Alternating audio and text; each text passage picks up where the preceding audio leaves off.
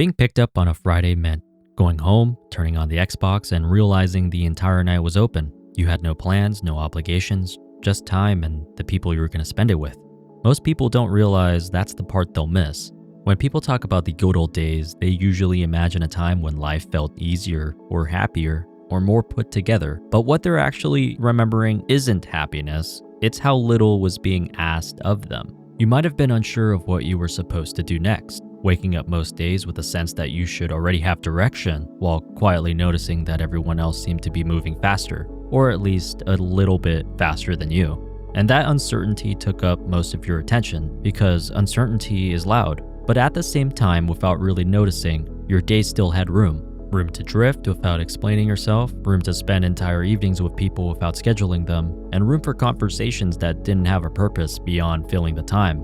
That kind of room doesn't feel like a gift while you're inside it. The reason you don't recognize the good old days while you're in them is simple. Nothing about them asks for your attention. There's no clear marker that tells you this period is temporary or that the conditions you're living under won't always be available. So your mind treats those days as interchangeable and assumes there will be more of them later. And that assumption is what makes them disappear unnoticed. During those periods, most of your attention is pointed forward. You're thinking about what comes next, what you should be doing, what direction you're supposed to choose. You're busy trying to resolve uncertainty because uncertainty feels like a problem that needs fixing, not a condition you're temporarily living inside. And that focus narrows what you notice. Think about the time right after finishing high school.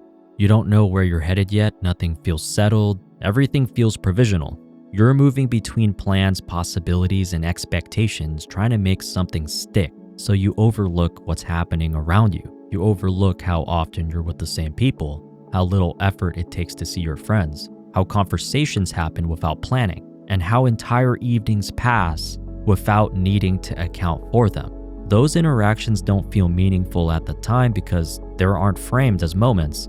They're just how life works then. Later on, the structure around your time changes. Days start filling up, plans need to be made ahead of time, and seeing the same people stops happening without intention. Nothing dramatic happens, there's just less overlap between your time and everyone else's. And while that overlap still exists, you don't think about it much. You assume the people will still be there, you assume the time will still be available, and you assume the conditions will more or less hold, because so far, they always have. And that raises a quiet question. Why do entire stretches of life pass like this?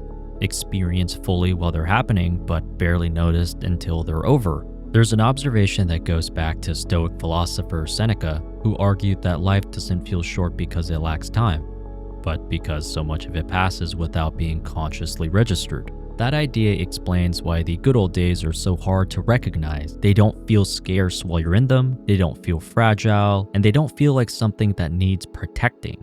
They feel repeatable, so your mind treats them as replaceable, and what feels replaceable rarely gets noticed. When people say they miss the good old days, they often point to specific memories.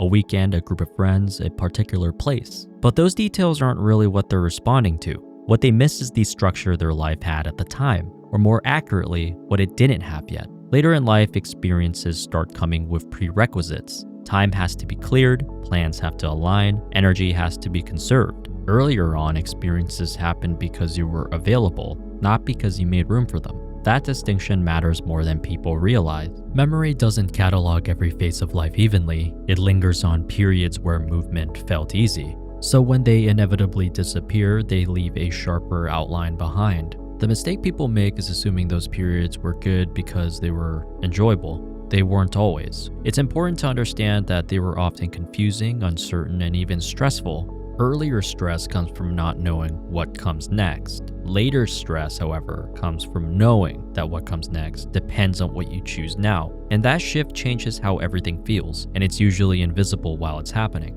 Understanding this doesn't mean trying to relive anything, and it doesn't mean labeling the present as something you'll miss later. It simply means recognizing that some periods of life are defined less by what happens in them, and more by the conditions under which they happen. The good old days aren't a place you return to. They're a phase defined by openness, availability, and a period of low consequence. And once those conditions change, that point in life ended, whether you noticed it or not. Most people don't overlook the good old days because they weren't paying attention. They overlook them because at the time, nothing felt limited.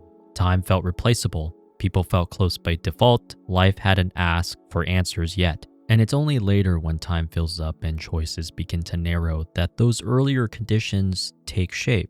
Not because they were better, but because they were lighter. And lightness rarely announces itself before it's gone. The weird thing is, now I'm exactly where I want to be. I got my dream job at Cornell, and I'm still just thinking about my old pals. Only now they're the ones I made here. I wish there was a way to know you're in the good old days before you've actually left them.